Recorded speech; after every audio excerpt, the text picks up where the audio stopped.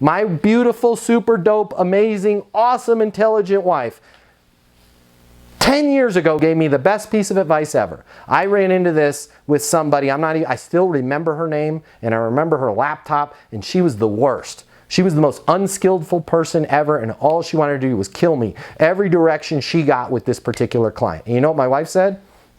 If you lose them, who cares? Good riddance. And by the way, I have a feeling you're going to be there a lot longer than she is. And guess what? It took 27 months.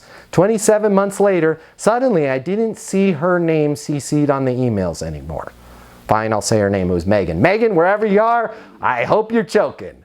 But Megan wasn't there anymore because Megan wanted to start all these fights with me. Megan wanted to prove how great Megan was. I ain't doing it. I'm not doing it. I'm not fighting with you, Megan. And guess what? Megan probably ran her mouth one too many times and said stuff she couldn't back up. And finally, somebody realized how incompetent Megan was. Megan was both incompetent and threatened. That's the worst, okay? But you got to choose. Do I want to keep this client? Do I want to win this sale? Or do I want to win this emotional battle?